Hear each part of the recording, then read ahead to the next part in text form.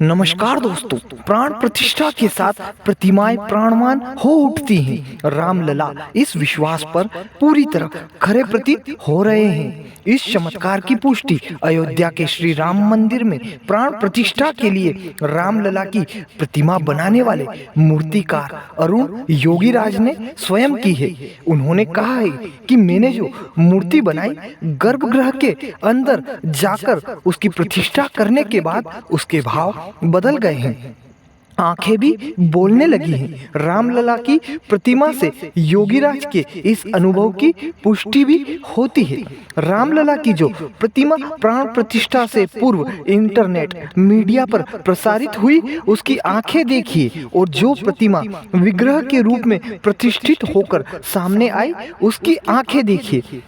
योगीराज ने जो प्रतिमा बनाई वह निश्चित रूप से जीवंतता की पर्याय बन चुकी है। उन्होंने पूरी कुशलता से रामलला के अंग उपांग गढ़े हैं। वह न केवल 5 वर्षीय बालक के अनुरूप रामलला के उभरे गाल और राजपुत्र की तरह सुडोल चिबकू गढ़ने में, बल्कि प्रतिमा की श्यामवर्णी शिला को पंच तत्व से निर्मित सतह का स्वरूप देने में भी सफल रहे हैं। चेहरे की भंगिमा से लेकर संपूर्ण प्रतिमा की मुद्रा, बालों की लट से लेकर आभूषणों का सजीव अंकन और नख से शिक तक संयोजन संतुलन से युक्त प्रतिमा कला कृत्रिमता की पूर्णता की परिचायक के रूप में प्रस्तुत हुई है।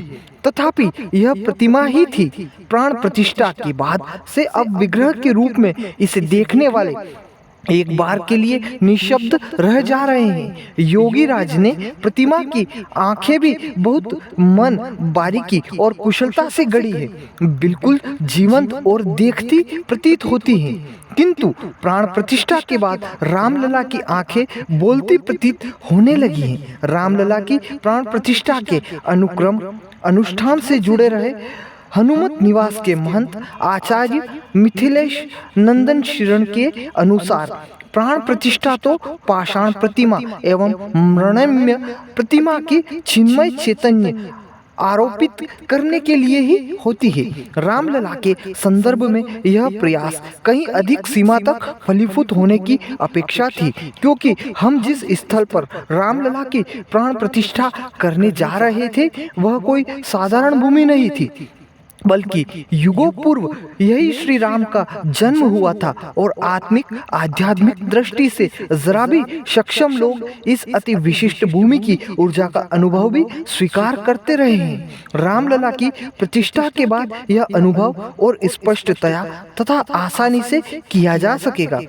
राम दिनेशाचार्य जगत गुरु रामानंदाचार्य स्वामी रामा दिनेशाचार्य के अनुसार यह कोई नया विषय नहीं। राम जन्मभूमि के रामलला, हनुमानगढ़ी के हनुमान जी के कनक भवन के कनक विहारी विहारिणी और दोनों देवकाली में स्थापित देवी माँ के विग्रह भी बोलते प्रतीत होते हैं। रामलला को 496 वर्ष बाद अपना वैभव वापस मिला है। यह उनका अनुग्रह है और हमें अपना घट सीधा करके उनके कृपा अमृत का पान करना चाहिए।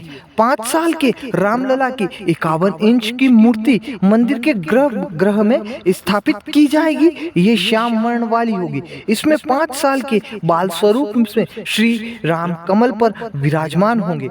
कमल के फूल के साथ मूर्ति की लंबाई को 8 फीट रखा गया है। अब यहाँ स्वाभाविक सवाल है कि भला क्यों 5 साल की उम्र के ही रामलला की मूर्ति को स्थापित किया जा रहा है?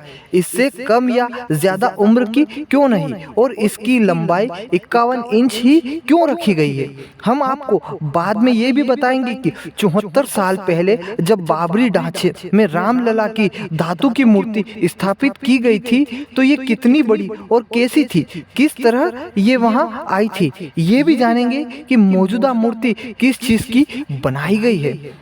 अब पहले ये जानते हैं कि राम मंदिर में राम के बाल्यकाल की मूर्ति स्थापित की गई है और उसकी उम्र महज 5 साल के रामलला की है।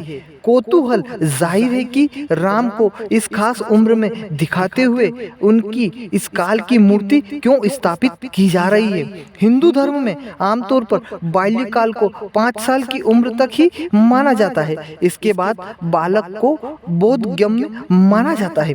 चाणक्य और दूसरे विद्वानों ने इस पर साफ कहा है कि 5 साल की उम्र तक के बच्चे की हर गलती को माफ किया जा सकता है और वह गलती माफ भी होती है क्योंकि वह अबोध होता है।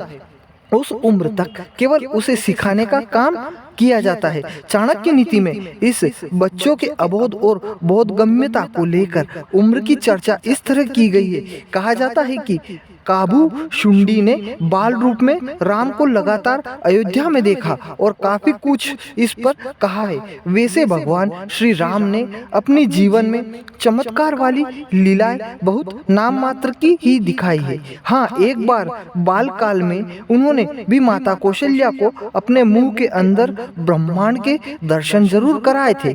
इसके बाद उनका दूसरी असाधारण काम सीता स्वयंवर में शिव धनुष को तोड़ना था। अनन्यता पूरे जीवन वह एक मनुष्य के तौर पर ही ज्यादातर रहे।